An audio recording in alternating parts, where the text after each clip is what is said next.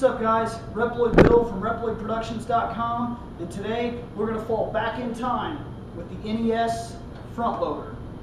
Very first thing I have to say about the front loader is two issues. One, it's fucking old. There are massive problems with the original front loader, and it's not just due to its age. I'm going to explain to you why this has such a tough time working, and I'm going to explain where they got the idea for the system in general, the state that the market was in, things like that. But first, let's take a look over at the games, and then I'll show you a little trick about the chords, because a lot of people can't play these anymore because they're missing this.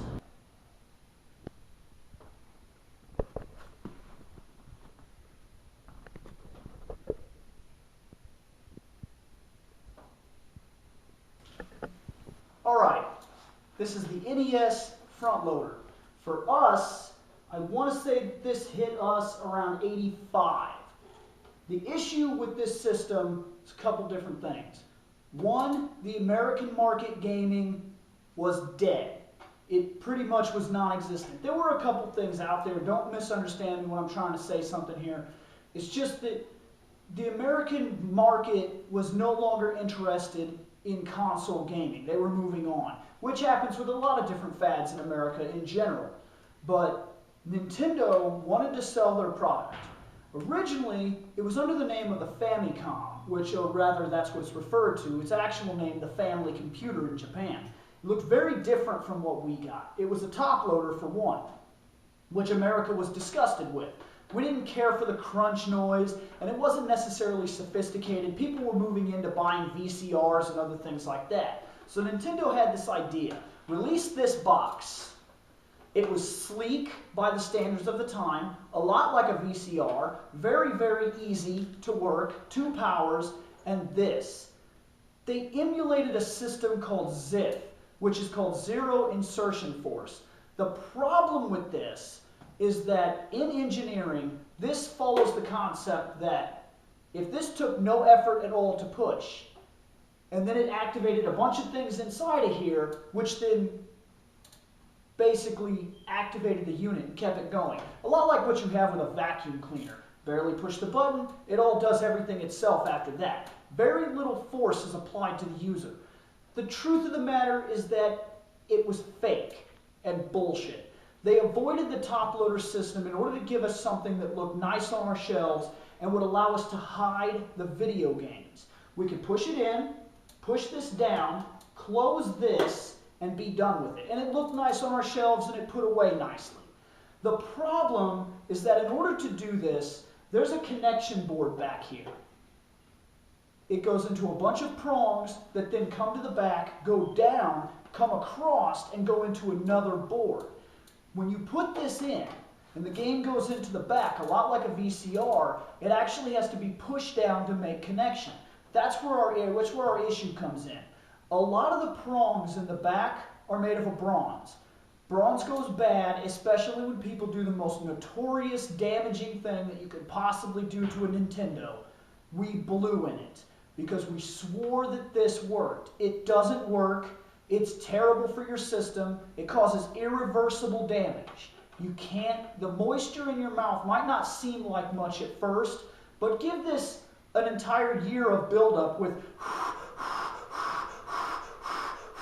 your Nintendo can't recover from it. The bronze begins to tarnish. And another issue was that when you push this down, the 2 springs hit something down here which allowed the game to tilt up and push against the prongs in the back. This caused an issue where the prongs would be bent, and after a course of time, they would no longer grip the board correctly. It also had a security tab, which the Japanese did not have to deal with. This is referred to as the NES 10. There are 10 prongs that have to be in complete and utter contact with the game all the time. If for any reason whatsoever there is not a perfect connection between the security tag and the prongs, or the game rather, it causes an issue which is notoriously referred to as the flashing red light. The screen that comes on and goes off and comes on and goes off and comes on and goes off, and people would then take the game out, blow in it, put the game back in, and damage the system.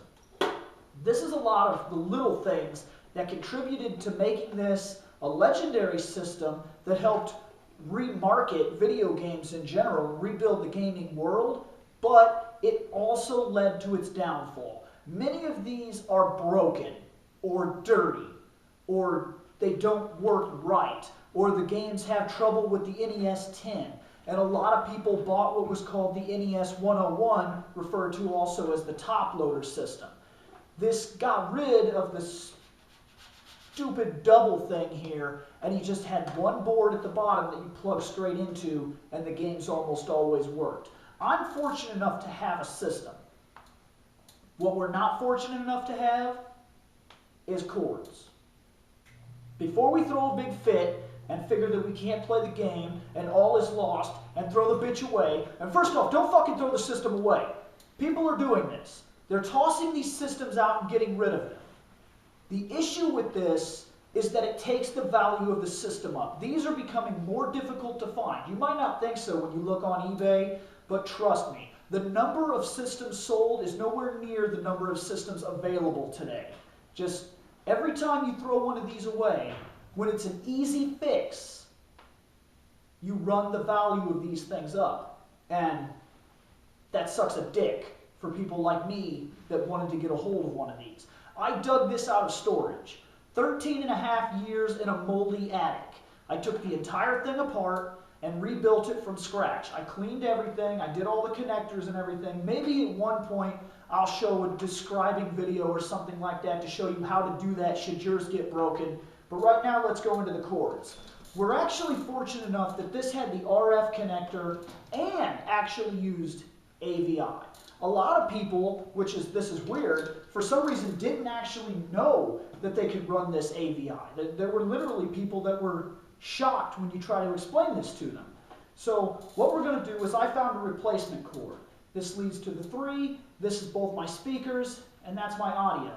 So easily here and here, and we're ready. This will plug directly into the TV. Now, the next problem that we come across is this back here. We're going to need something to power the system. Now the AC adapter, before you throw a fit and freak out, believe it or not, the AC adapter is easily replaceable, being sometimes your Super Nintendo, sometimes there are specific Atari plugs that work, sometimes you can find specific adapters that are built for radios that are 6-volt plugs that plug right in. Me, I hijacked my Sega Genesis. This is my Sega plug, and I'm going to power my 8-bit Nintendo with it, and it's going to have no issues whatsoever. Now that we're ready, and we've developed a way to have cords in this thing, we're going to play some games. All right, we're all hooked up. The system's hooked up to the old-ass TV. This is another thing. If you did not keep your tube TV, there are certain games that you will never play again. One of the most notorious of these games is Duck Hunt. The way that Duck Hunt worked, for anybody that doesn't know, I'm not trying to talk down to anybody here. The screen, for one instant, during the course of this, hear that click? It sends a signal to black out the screen. When it blacks the screen out, the area in which the duck is at goes white in one box for 1 millisecond. A lot of people can see it, a lot of people can't. When you do that, there's a lens in here which will then see that white box. If this sees white, you hit target. If this sees black, you missed target. Now the problem is the refresh rate. On new TVs, this is so fast that this gun sees nothing at all. This is too slow, and the response, from what I understand, happens so fast on the TV that you can no longer play these games. You miss every fucking thing. No duck will you ever kill, and you'll be more pissed off at that dog than you've ever fucking been because he's gonna laugh a lot. So, here's the idea that we're going for now. We're gonna turn this on, this old TV, and we're gonna play a couple old games. And for those of you that tossed out your old TV, if you'd like to try this at home, avoid playing Duck Hunt or anything with this gun. In fact, if you have a zapper, buy an old TV or toss it because you've already lost your opportunity. Bill, what the fuck are you making me play? You are going to play Dragon Warrior. Son of a bitch! Hate this game so much! Yellow screens. Good. It's telling us something. See, this was the issue that I was talking about. Do not blow in the game. This is the problem with the connection in the back that actually caused this effect. This is a miscommunication with the security tag. Or maybe it's an act of God telling us not to play this god-awful game. I'm going by that one. Alright, we are right now attempting to get Dragon Warrior to work. As I said before, even after I cleaned this system, it still gives you a lot of troubles. I bought a Retro N3 specifically for this issue. This is that safety chip thing I was telling you about. This is where the biggest issue with this system happened. And this zero insertion force that they imitated, it didn't actually work. It caused a lot more problems than it helped. So while he's trying to get this thing to work, Telling you, act of God. and it can take quite a while for this to happen sometimes, I'm going to go over something that was not only super rare, but is an interesting piece of gaming history that's kind of been forgotten. This game is called Dragon Warrior. It was released here in America, and like a lot of other RPGs, it came with something rare, something that they don't do anymore. It came with what's known as a level stat card. The idea behind the card was for a person playing an RPG, you didn't always have the ability to know where to go and to what to do. Now I got a green screen. They tried to fix this by giving you a type of walkthrough. This actually says that during levels 1 and 2 of your character, at the start point of your adventure, concentrate on talking to everybody, raising your experience. Don't forget to talk to the king to save your game. At level 3, they advise that you do the journey to Edric's cave. At level 5, they advise you information and stronger weapons are available in Garrenham. This is a rare thing. It's not seen anymore, and it very rarely came out with anything except for an RPG.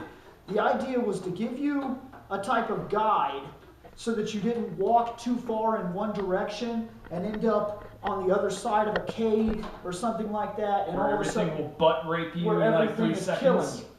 And this happened in Final Fantasy and Dragon Warrior, and this was their way of trying to help the consumer to make better decisions as to when they should do specific events. I just thought it was kind of rare and neat, and not a lot of people have probably seen it, and I thought that I would mention it while he was trying to do this, which seems like a massive Oh, for hell's impossibility. sakes! If I didn't play this bad, shitty game, No, you don't have to play. I'm gonna fix this stupid thing. Get out of the way, Tubby. Good Tubby, fat.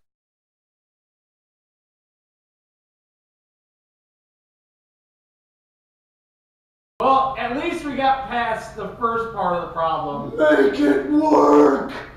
God damn you, Mario! Why you letting me down? Well, as you can tell, now we don't have the yellow, green, nasty, poopy colored screen blinking. No, yeah, now we just we've got the ultimate teats. No, you're dealing with the security chip problem. When they invented the top loader, the NES 101, they fixed this problem. Crap! And when you turned your game on, it either came on or it didn't come on. You didn't have this stupid flashing red light. Camera guy, make the system work! I need a beer. Or a straight shot of whiskey right now. First, you want to talk to the console. Nope, the screen, I'm the glad screen you is failed flashing. on that, because had you got that to work, so close. Yeah, except he's also popping it up and down with it on. And now the system's doing this weird blinking thing when it's power. That's my sex box. Her name's Sony.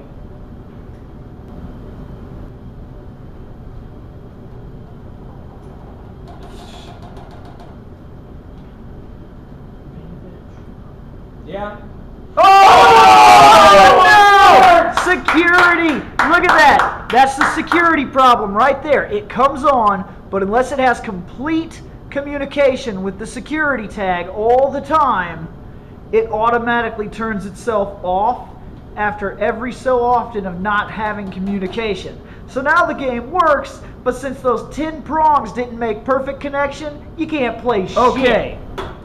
Shane says flip the system upside down and turn the power on. And if this he thing believes works, that this works. I will eat my hat. It's not You working. fail. Well, I didn't say that it was gonna work. I just said we should try it. You fail. You fail bad. So we all failed, okay? Because none of us got the fucker to work. Oh, technically you were the closest, sadly. Yeah. But you just gotta be nice to stuff. And then if Not, the nice, not always. if the nice doesn't work, Then you break out a hammer. this is Bill's pride and joy. If he did two shits about it, I'd make it work with the hammer. I'm sorry, but I'm reminded of a demotivational that says, Your idea sucked. Get that, out. that says tech support. Dear Power of the pally! But what you have to do to get it to work? You flip the fucker over. Except it didn't work until I flipped it back up. Because you had to flip it upside down in the first Shut up! place. Let's play a simple Shut up, Mario! Kiss my ass, suck a dick. All right, now probably one of the best games on the NES to date is this game right here, Super Mario Brothers 3. Second best game. No, this is the best. Second best I game. don't care who you are. And it's the second, Shut up. Second best game! Get out. Hold on. Then what's the first best?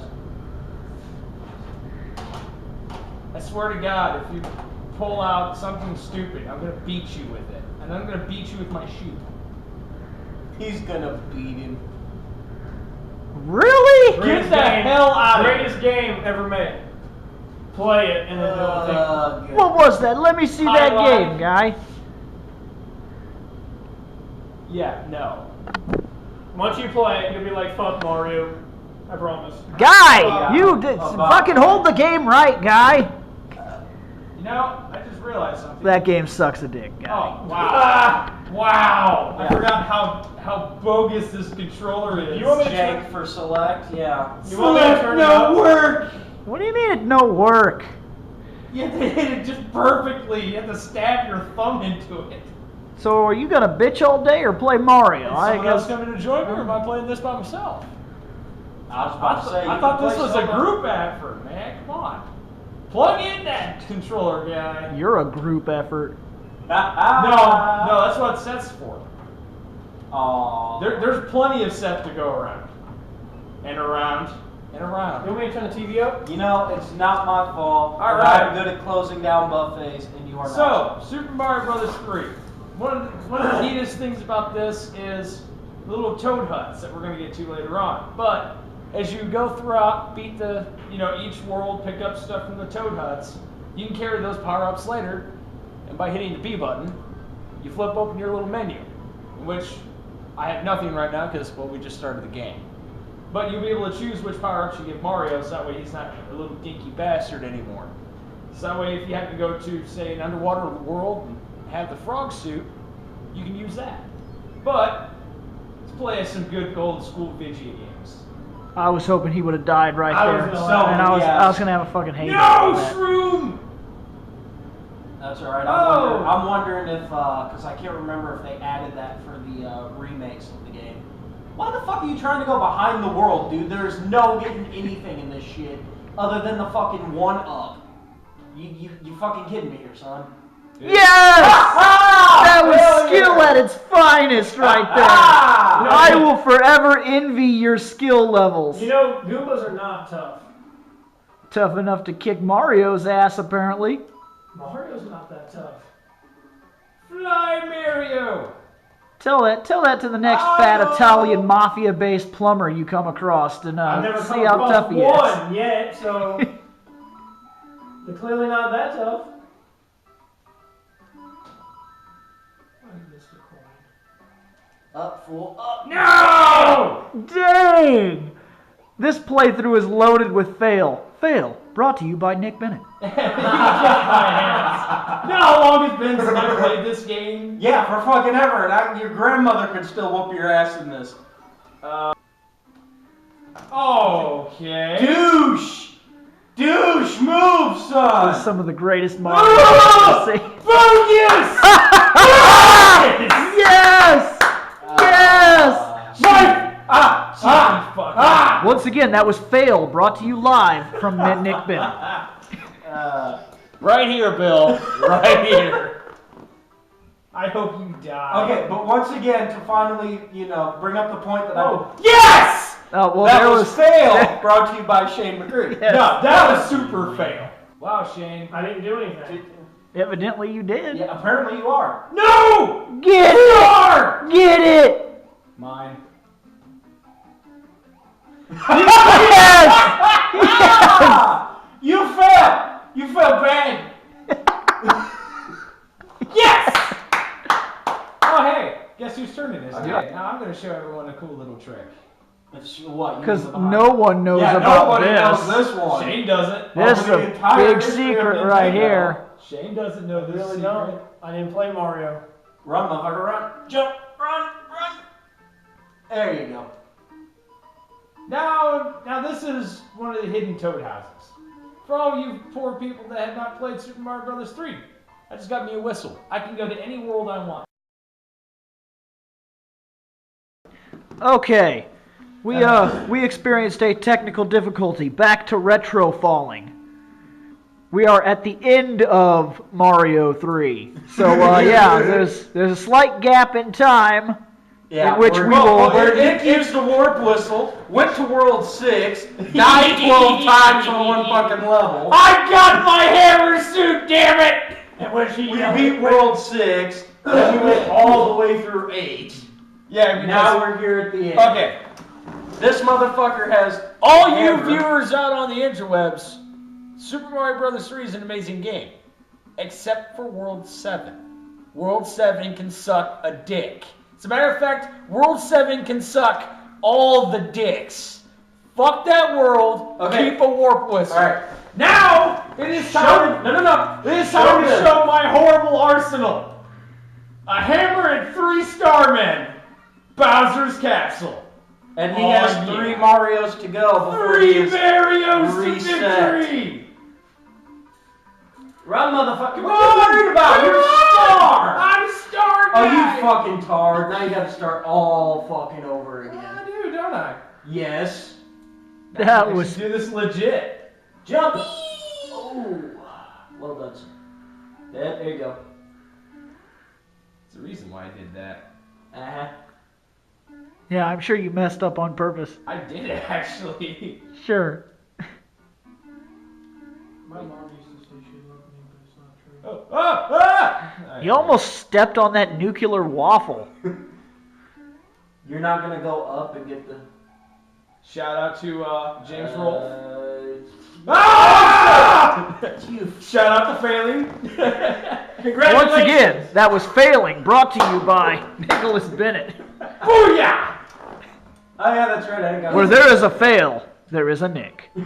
Been many a year since I beat me a Super Mario Brothers 3. I'll tell you what, I got this great game. It's called Super Mario, please. they look the same. They look so much like the same person. You ask one if he wants ice cream, both of them say yes. Yes! Failed! No, not failed. Aw, son of a bitch! Oh! You Yes! You and your bullshit glitch. That was super, yeah. I hate you. Oh, that's double the amount of awesome. Alrighty, let's go upstairs and see what's cooking. I hope Statue's I hope that freaking statue bromps your face off. But it won't, because it's lame. Stupid, slow-moving fireball. Yeah, that's like one of Bowser's ultimate attacks. Slow-moving fireball. I can't remember. If you fly up there, duck, and go through, does it automatically skip you? Just go in the door. Yeah, fuck it. And now we fight Mr. Bowser. What up, prick dick? I hate this guy so much. I think all of us who grew up on the fucking Nintendo hate this prick. I actually thought it was the easiest Bowser of every game. I'm not saying. No, Super Mario 1. Jump over him. Yep, jump over. I used to just Grab run through him. axe. I didn't care about losing the mushroom. I just ran through him and grabbed the axe, and the game was over. But I really